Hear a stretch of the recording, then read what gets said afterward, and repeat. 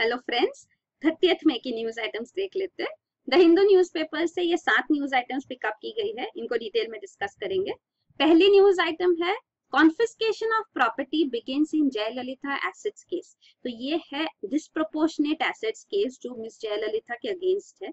जो miss Jayalalithaa she died in December 2016। तो इनके अगेंस्ट ये केस बहुत पुराना है। ये 1991 टू 96 जब वो पहली बार चीफ मिनिस्टर ऑफ तमिलनाडु बनी थी उस टाइम का ये केस है। तो जब 1991 में उन्होंने अपने एसेट्स डिक्लेयर किए थे तब उनके और उनकी क्लोज एसोसिएट मिस शशिकला, उनके नाम पे जो एसेट्स थे वो सिर्फ 2.01 करोड़ रुपीस के थे।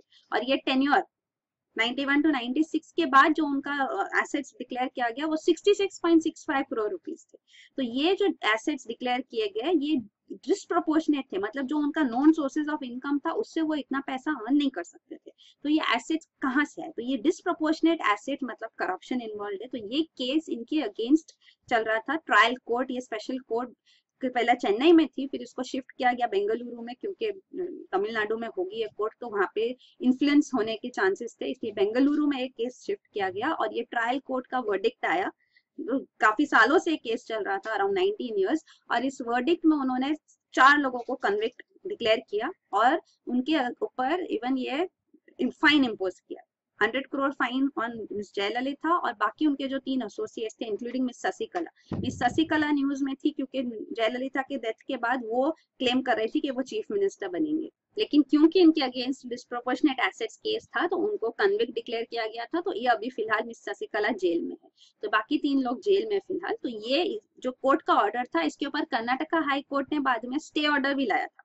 तो जब ये ऑर्डर को सेट असाइड किया गया तो सुप्रीम कोर्ट में भी ये केस गया और सुप्रीम कोर्ट में केस पे वर्डिक्ट आया कि नहीं, ट्रायल कोर्ट का ऑर्डर रीइंस्टेट किया जाए। तो इसीलिए अब ये फिलहाल जो न्यूज है वो ये है कि ये जो डिस्प्रोपोर्शनेट एसेट्स केस में जो इनकी एसेट्स है तो अराउंड 68 प्रॉपर्टीज है, इनको अटैच किया गया। तो ये अब तमिलनाडु गवर्नमेंट ये एक्शन इनिशिएट कर रही है। तो ये सारे जो प्रॉपर्टीज है ये AIADMK मिस जयललिता या उनके जो क्लोज एसोसिएट्स है, ये 3 मिस शशिकला इंक्लूडेड, इनके अगेंस्ट इनके नाम पे है, जो अभी फिलहाल जेल में। फिर अगला न्यूज आइटम है CBI to probe Air India deals under UPA rule.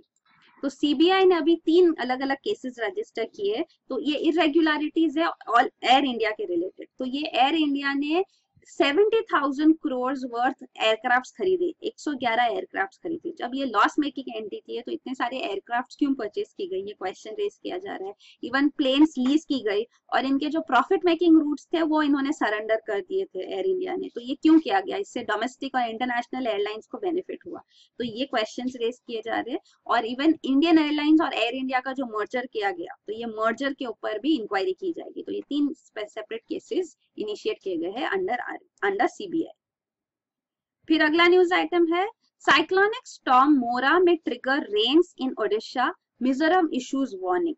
तो ये साइक्लोनिक स्टॉर्म मोरा के बारे में जो ये बे ऑफ बंगाल में सेंटर्ड है, around 610 kilometre east of Paradip coast. तो पारादीप कोस्ट जो ओडिशा में है, तो यहाँ पे से ये जो साइक्लोनिक स्टॉर्म इनिशिएट हो रहा है ये नॉर्थ ईस्ट वर्ड्स मूव कर रहा है। तो इसकी वजह से इवन ओडिशा कोस्ट पे हैवी रेनफॉल होगी और इसके आगे जब ये बांग्लादेश क्रॉस करके नॉर्थ ईस्टर्न स्टेट्स की तरफ पहुंचेगा तो यहाँ पे भी साइक्लोन स्ट्रेंथन होने के चांसेस है और हैवी रेनफॉल हो सकती है, फ्लड्स, लैंडस्लाइड्स भी हो सकते हैं। इसलिए मिजोरम गवर्नमेंट ने भी यहाँ पे वार्निंग इशू की है। तो ये है रिगार्डिंग दिस साइक्लोन मोरा। तो ये पूरा पाथ दिखाया गया है, एस्टिमेटेड जो पाथ है। तो ये कोन ऑफ अनसर्टेनिटी यहाँ दिखाया गया। तो नॉर्थ ईस्टर्न स्टेट्स यहाँ पे अफेक्ट होंगे, लाइकली अफेक्ट हो गए ऐसे। फिर अगला न्यूज आइटम है more Akash systems for army. तो ये short range surface to air missile systems के बारे में है। तो यहाँ पे ये इंडियन आर्मी ने इसके लिए एक कॉन्टेस्ट मतलब इनिशिएट किया था कि वो सिलेक्ट करेंगे इंटरनेशनल फॉरेन फॉर्म्स में से जो उनको बेस्ट सेटिस्फाई करेगी इस रिक्वायरमेंट के लिए। तो ऑलरेडी इंडिया की indigenously developed short range surface to air missile है, वो है आकाश मिसाइल। तो ये सरफेस टू एयर मिसाइल है, इसका रेंज है 25 किलोमीटर। तो इसको आर्मी ने कहा कि हम इसको स्टैटिक पर्पसेस के लिए इसको लेंगे, पर हमको और एक मिसाइल सिस्टम्स भी चाहिए जो अजाइल पर्पसेस के लिए यूज किया जा सके। मतलब जब हमको मूवमेंट चाहिए, क्विक मूवमेंट ऑफ ट्रूप्स चाहिए, तो उसके लिए हमको और एक एक SRSAM चाहिएगी, short range surface to air missile. तो इसीलिए इसका ये प्लान किया गया कि इसका इनिशिएट किया गया, ग्लोबल टेंडर्स लिए ग्लोबल फर्म्स यहाँ पे अपना डिटेल्स दे। तो ये सिस्टम इनिशिएट किया गया था इसको सिलेक्ट करने के लिए SRSAM, और इसको इवन 3 मेजर कंटेंडर्स भी सामने आए थे। एक है इजराइल की Spyder surface to air missile, फिर इवन रशियन और स्वीडिश कॉम्पिटिटर्स भी थे, स्वीडिश साब कंपनी का भी मिसाइल काफी न्यूज में रहे थे, क्योंकि ये स्ट्रांगली कंटेस्ट कर रहे थे कि हम ये टेंडर जीते for short range surface to air missile systems. तो आकाश 4 रेजिमेंट्स चाहिए थे SRSAMs के, तो 2 रेजिमेंट्स आर्मी ने डिसाइड किया कि आकाश के लेंगे, और 2 रेजिमेंट्स जो होंगे वो हम इससे ग्लोबल कॉन्टेस्ट से सिलेक्ट करेंगे। तो अब डिफेंस एक्विजिशन काउंसिल ने डिसाइड किया है कि नहीं, बाकी 2 भी, एक तो आकाश सिस्टम इंडक्ट हो चुका है, दूसरा इंडक्शन चालू है, तो ये हमने अब डिसाइड किया कि बाकी 2 भी हम ये ग्लोबल कॉन्टेस्ट से नहीं सिलेक्ट करेंगे, हम आकाश मिसाइल को ही यूज करने वाले।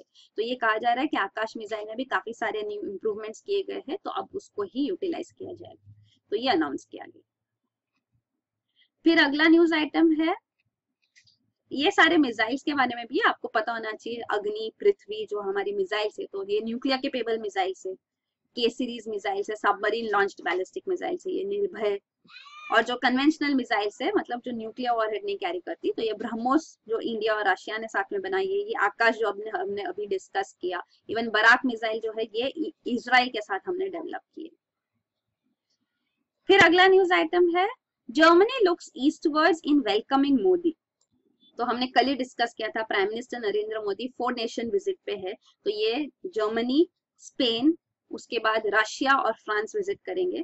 तो यहाँ पे जर्मनी में वो जब जर्मन चांसलर एंजेला मर्केल से मिल रहे, तो ये एक स्टेटमेंट जर्मन चांसलर ने दिया है कि अब वो वेस्ट लीडर्स पे भरोसा नहीं कर सकते, वो डिसअपॉइंटेड है उनसे, और स्पेसिफिकली यहाँ टारगेट किया जा रहा है अमेरिकन प्रेसिडेंट डोनाल्ड ट्रंप को, क्योंकि even with respect to climate agreement, Paris climate agreement, उन्होंने अपना कमिटमेंट्स इंश्योर नहीं किए कि वो कमिटमेंट्स फुलफिल करेंगे, वहां पे डायलेमा है। और दूसरा, even with respect to EU USA, जो ये ट्रीटी अलायंस है, NATO, North Atlantic Treaty Organization, जो मिलिट्री अलायंस है, ये कि हम एक साथ फाइट करेंगे। तो ये मिलिट्री अलायंस के लिए भी जब ये समिट हुई यहाँ पे नेटो की, तो उसमें भी US प्रेसिडेंट डोनाल्ड ट्रंप ने ये एम्फसाइज किया कि यूरोपियन नेशंस को अपना कंट्रीब्यूशन नेटो को इंक्रीज करना चाहिए। तो वही है, डिमांड्स की जा रही है और उनसे कमिटमेंट्स नहीं आ रही, इसीलिए अब जर्मन चांसलर भी एंजेला मर्केल कह रही है कि यूरोप को अब वेस्ट नहीं ईस्ट की तरफ देखना चाहिए, और एशियन लीडर्स, और majorly 2 major Asian leaders nations है, चाइना और इंडिया, इनके साथ कोऑपरेशन करना चाहिए। तो यूरोप ने ये belt and road connectivity initiative में भी पार्टिसिपेट किया, अभी जो ये समिट हुई थी, यहाँ पे कॉन्फ्रेंस हुई थी जो बीजिंग में, तो यहाँ पे उन्होंने इसको स्टेटमेंट को साइन करने से लेकिन रिफ्यूज किया, though they are part of it. तो ये इसलिए किया गया क्योंकि वो कहते हैं कि चाइना जो यहाँ पे उनका जो एग्रीमेंट्स है under belt and road connectivity initiative, वो एम्बिगुअस है, वो फ्री ट्रेड कमिटमेंट्स को फुलफिल नहीं करते, ह्यूमन राइट्स कंसर्न्स है, इसीलिए उनको अभी भी कंसर्न्स है, वो साइन नहीं किया उन्होंने। तो इसीलिए इंडिया का भी यहाँ पे पोजीशन है to belt and road initiative. तो हम दोनों उस हिसाब से भी हमने पहले भी डिस्कस किया है कि इंडिया और जर्मनी कंसिडर कर रहे हैं कि कैसे वो कोऑपरेट कर सकते हैं फॉर डेवलपमेंट इन अफ्रीका, तो वो सारे प्रोजेक्ट्स भी इनिशिएट किए जा सकते हैं।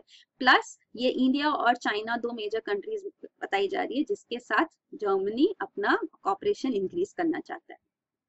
चाइना एक मेजर ट्रेडिंग पार्टनर भी है, तो वो भी है, even with France, USA, China का सिग्निफिकेंट ट्रेड सरप्लस है। फिर अगला न्यूज आइटम है, Philippines army says victory is in site. तो ये फिलीपींस में मारावी रीजन है, ये सदर्न सिटी है फिलीपींस की, 2 लाख पीपल रहते हैं यहाँ पे। तो यहाँ पे एक इस्लामिक मिलिटेंट ग्रुप ने इस सिटी पे कैप्चर कर लिया, ये है मोते ग्रुप। तो ये ग्रुप जो है, ये रिबेल्स, ये अपने आप को इस्लामिक स्टेट से अलाइंड डिक्लेयर करते हैं, और ये 7th डे हो चुका है कि ये मारावी सिटी इनके कब्जे में। और यहाँ पे मिलिट्री, जो फिलीपींस की मिलिट्री है, वो यहाँ पे अटैक्स कर रही है, रॉकेट्स लॉन्च कर रही है ताकि इन रिबेल्स को डिफीट किया जा सके। तो ये जो फिलीपींस के कंट्रोवर्शियल प्रेसिडेंट है रॉड्रिगो ड्यूटेर्टे, ये इनका 11th मंथ है प्रेसिडेंसी में, और ये उनका सामने बिगेस्ट सिक्योरिटी चैलेंज सामने आया। तो ये चल रहा है फिलहाल। तो ये यहाँ दिखाया गया फिलीपींस में, ये मारावी रीजन।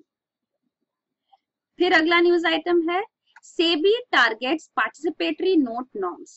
तो सेबी ने अपना प्लान सामने लाया है कि वो ODIs, offshore derivative instruments and participatory notes, P notes के ऊपर रेगुलेशंस और टाइट करने वाली है। ऑलरेडी हमने थोड़े दिन पहले डिस्कस किया था कि पी नोट्स में उन्होंने, सेबी ने डिक्लेयर किया है कि अब इंडियंस और एनआरआईज उसमें इन्वेस्ट, उसके थ्रू इन्वेस्टमेंट्स नहीं कर सकते ऐसे। तो ये होता क्या है, पी नोट्स और offshore derivative instruments. P notes भी एक form of offshore derivative instrument ही है। तो ये क्या होता है, जैसे कि अगर आपको इंडियन स्टॉक्स एक्सचेंज में इन्वेस्ट करना है तो सेबी रेगुलेटर है, तो सेबी के पास आपको रजिस्टर होना पड़ता है। तो ये होता है रजिस्टर्ड फॉरेन पोर्टफोलियो इन्वेस्टर्स। तो एफपीआई और एफआईआई एक ही होता है। फॉरेन पोर्टफोलियो इन्वेस्टमेंट और foreign institutional investment is one and the same thing, as opposed to FDI. FDI अलग होता है। तो ये एफपीआई या एफआईआई बोलो तो इनको ये रजिस्टर करना होता है। एफपीआई रजिस्टर किए जाते हैं और फिर ही वो स्टॉक्स में इन्वेस्ट कर सकते हैं।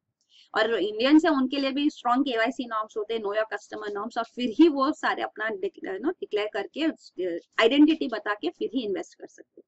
तो ये जो है, और एक रूट होता है अगर आपको रजिस्टर नहीं करना सेबी के पास, तो पी नोट्स जो होते हैं वो भी अलाउ किए जाते हैं। तो पी नोट्स क्या होते हैं कि ये जो है एफपीआई, रजिस्टर्ड एफपीआई जो है सेबी के पास, तो वो और एक इन्वेस्टर उनके साथ कॉन्ट्रैक्ट करते हैं। तो ये पार्टिसिपेटरी नोट इन दोनों के बीच में होता है। तो ये पार्टिसिपेटरी नोट के हिसाब से जो भी ये इन्वेस्टमेंट इनके बिहाफ पे करेंगे इंडिया में, क्योंकि ये डायरेक्टली नहीं कर सकते क्योंकि ये रजिस्टर्ड नहीं है, तो इन जो रजिस्टर्ड है उनके थ्रू ये करवाते हैं। तो जो भी यहाँ पे उनको प्रॉफिट होते हैं सेल में, प्रॉफिट लॉस जो भी होता है वो सारा इनको ट्रांसफर किया जाता है।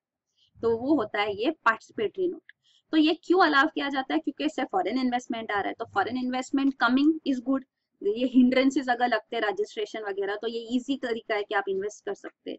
लेकिन इसमें कंसर्न्स है। कंसर्न्स क्यों है कि ये जो है, आपको यहाँ दिखाते हैं, ये जो है फंड फ्लो है कि पी नोट्स के थ्रू जो फंड फ्लो आता है, पार्टिसिपेटरी नोट्स जो होती है, तो कहाँ से आता है ये, तो आप देखते हैं सबसे ज्यादा केमन आइलैंड्स है, फिर मॉरिशस भी है, बरमूडा। तो ये सारे जो नेशंस है ये टैक्स हेवन्स है, मतलब यहाँ पे टैक्सेशन रेट्स काफी कम है। तो ये टैक्स हेवन्स में कौन अपना पैसा डालता है, जो इंडियंस चाहते हैं कि हम यहाँ पे इंडिया में अपना टैक्स डिक्लेयर करेंगे, अपना इनकम डिक्लेयर करेंगे तो बहुत हाई टैक्स लगेगा, तो हम ये इनकम वो ये कंट्रीज में पहुंचा देते हैं। तो ये जब कोई भी तरीके से बता के वो कंट्रीज में ये इनकम उनकी वहां स्टैक कर दिया उन्होंने, पहुंच गई, तो यहाँ से फिर वो बताते हैं कि ये, क्योंकि उनको पैसा तो यहीं पे इंडिया में चाहिए, तो वो ये पैसे को फिर से लेके आते हैं इंडिया में थ्रू पी नोट्स रूट। तो ये पी नोट्स बनते हैं और फिर ये पार्टिसिपेटरी नोट जब इंडिया में इन्वेस्ट करेंगे तो सोर्स आइडेंटिटी बताने की भी जरूरत नहीं है, तो ये उनको पैसा भी यहाँ मिलता है। तो ये जो चीज है ये ब्लैक मनी है। तो ये ब्लैक मनी जाता है बाहर और फिर ये ब्लैक मनी ही वापस अंदर आता है। तो ये दिया हमको फॉरेन इन्वेस्टमेंट नहीं मिल रहा है, बल्कि जो रियली यहाँ पे टैक्सेशन भरना चाहिए वो लोग टैक्स नहीं भरते और इस तरीके से यहाँ पे पैसा ला रहे। तो इसीलिए पी नोट्स को रेगुलेट करना काफी इंपॉर्टेंट है। इवन ये अननोन आइडेंटिटीज है, पी नोट्स किसके नाम पे पता नहीं होता कौन है ये इनके पीछे, तो इसीलिए यहाँ पे रेगुलेशन डिफिकल्ट होगा। तो अगर कभी, और एफपीआई कभी भी रिवोक की जा सकती है, अपना इन्वेस्टमेंट वो निकाल सकते हैं, तो काफी ड्रास्टिक इन्फ्लुएंस भी हो सकता है ये ऑन द मार्केट्स। तो इसीलिए इनको रेगुलेट करना इंपॉर्टेंट है और सेबी अब धीरे धीरे स्टेप्स ले रही है इसके लिए। तो ये बताया गया है।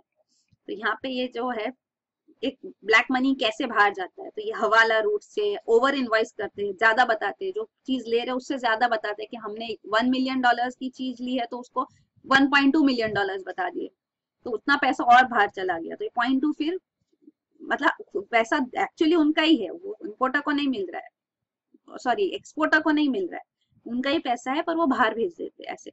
तो ये तरीके होते हैं, ट्रस्ट को दे देते हैं, फिर ट्रस्ट के थ्रू ये पी नोट्स के थ्रू फिर से वापस अंदर आ सकते हैं। तो P notes is also one of the ways कि ये पैसा फिर से इंडिया में आ जाता है। तो ये ब्लैक मनी का पूरा सर्कल चलता है, इसको कंट्रोल करने के लिए ही यहाँ पे अब रेगुलेशंस लाए जा रहे हैं। तो ये रेगुलेशंस फिलहाल जो पेपर्स है वो पब्लिक डोमेन में डाले गए, ये प्रपोजल्स सेबी ने डाले हैं, पब्लिक कमेंट्स आ सकते हैं टिल 12 जून, उसके बाद ये फाइनलाइज किए जाएंगे और इफेक्टिव किए जाएंगे। तो सेबी ने काफी सारे स्टेप्स ली है। जून 2016 में भी उन्होंने नो योर कस्टमर नॉर्म्स लाए थे for overseas derivative instrument subscribers के लिए। तो यहाँ पे उनके ऊपर भी जो भी सस्पिशियस ट्रांजैक्शंस हो रहे हैं वो रिपोर्ट करना होता है और इवन पीरियोडिक रिव्यू किया जाता है। तो ये सारे स्टेप्स लिए जा रहे हैं ताकि ये पी नोट्स को रेगुलेट किया जा सके। तो यहाँ पे ये स्टेप्स कैसे लिए जा रहे हैं, फिलहाल जो चेंज है जो ये पेपर में लाया गया है वो ये है कि अब से जो भी एफपीआई होगा, जिनके पास ओडीआईज और पी नोट्स है, जो ओडीआईज पी नोट्स इशू कर रहे हैं किसी को, तो वो हर ओडीआई पी नोट्स के लिए उनको $1000 रेगुलेटरी फी पे करनी होगी, और ये रेगुलेटरी फी होगी वंस एवरी 3 years। तो मतलब अगर कोई एफपीआई 1000 पी नोट्स इशू करती है, पी नोट्स ओडीआईज, तो उनको हर हजार के लिए $1000 डालना होगा for every one, every 3 years। तो ये जो है रेगुलेटरी फी इंट्रोड्यूस की जाएगी, तो इसके लिए यहाँ पे पब्लिक कमेंट्स बताए गए। तो ये इसलिए किया जा रहा है कि आप एफपीआई के थ्रू नहीं करो।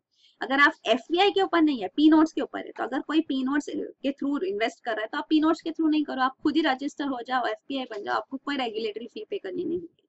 तो वो एनकरेज किया जा रहा है कि आप रजिस्टर करो as an FPI, not use the P notes route. तो वो यहाँ पे दिया गया है। और एक पॉइंट जो प्रपोज की गई है वो ये है कि ओडीआईज, ओवरसीज डेरिवेटिव इंस्ट्रूमेंट्स है, इनको ये जो इन्वेस्ट करेंगे तो ये किसी में भी इन्वेस्ट कर सकते हैं, इक्विटी में भी इन्वेस्ट कर सकते हैं, डेट में इन्वेस्ट कर सकते हैं, और डेरिवेटिव्स में भी।